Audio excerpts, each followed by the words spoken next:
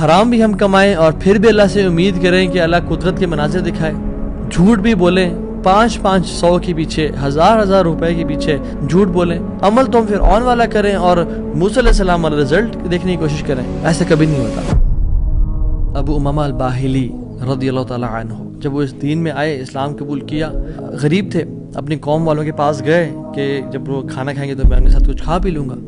جب انہوں نے کھانا پکایا اور سرو کیا تو کھانے لگے تو دیکھا اس میں دم مسفوح پکا ہوا ہے. دم مسفوح وہ ہوتا ہے جب بکرے کو ذبح کرتے ہیں نا، یا دمبے کو یا اونٹ کو نہار کرتے ہیں تو جو خون نکلتا ہے نا، اسے لوگ اس میں شامل کر لیتے ہیں اور اس کو پکاتے ہیں.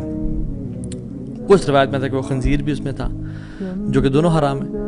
تو انہوں نے شدید بھوک کی حالت میں سے ہاتھ بڑھایا اور دیکھا دم مسفوح ہے تو اس کو چھوڑ دیا اور کہا یہ ناجائز اور حرام ہے. تو قوم والوں نے کہا تمہیں بڑا حرام حلال کی پرواہ، تم کون، تمہیں کیا ہوا؟ کہتے ہیں کہ میں ایمان لے کے آ گیا ہوں اللہ تعالیٰ پہ اور اللہ کے نبی صلی اللہ علیہ وسلم پہ، میں نے اسلام قبول کر لیا. تو انہوں نے کہا کہ اچھا ٹھیک ہے، بڑے تم آئے ہو نیک، جیسے آج کل کے لوگ کہتے ہیں نا تم بڑے مولوی ہو گئے ہو. انہوں نے یہ کہا کہ تم بڑے مولوی ہو گئے ہو، تمہیں تمہارا دین مبارک ہو، بہرحال یہی کھانا تو یہ تم نے کھانا تو کھاؤ، نہیں کھانا تو نکل جاؤ یہاں سے.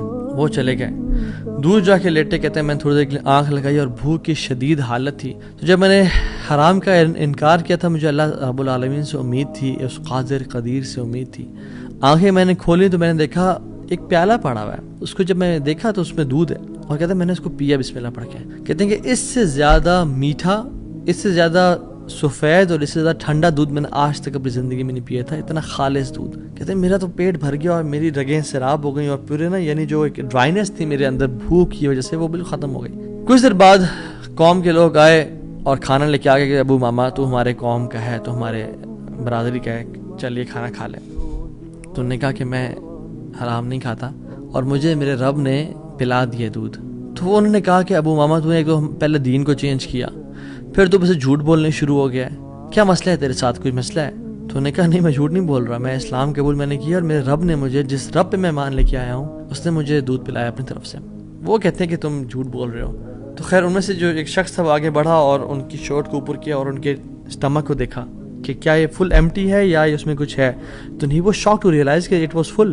وہ بڑے حیران ہو گئے. تو نے کہا کہ جس رب پہ میں مان لے کے آیا ہوں نا، اور میں نے حرام کے لقمے کا انکار کیا ہے، اس رب نے مجھے دودھ پلایا ہے. اور ابو امامہ الباہلی رضی اللہ عنہ کی یہ کیفیت کو دیکھ کے ان کا سارا قبیلہ انہوں نے اسلام قبول کر لیا. تو اگر ہم حرام کا انکار کرتے ہیں اپنی زندگی میں، we make it a point کہ حرام لقمہ ہم نے نہیں کھانا، تو اللہ تعالیٰ کس طرح سے اپنی قدرت کے مناظر ہمیں دکھائیں گے. دیکھیں، ہمیں اگر اللہ تعالیٰ کی قدرت کے مناظر اپنی زندگی میں دیکھنے ہیں نا، اور ہم چاہتے ہیں کہ اللہ تعالیٰ ڈائریکٹ انٹرفیئر کرے اور ہماری زندگی کو آسان کرے، تو ہم نے حرام لقمے سے دور رہنا ہے. کہہ دیں لوگوں کو کہ نہیں کریں گے ہم بینک کی جاب، نہیں کھائیں گے ہم سود، نہیں بولیں گے ہم جھوٹ. ہاں بھوکے مر جائیں گے لیکن ہم گناہ نہیں کریں گے، ہم جھوٹ، ہم حرام لقمہ نہیں کھائیں گے.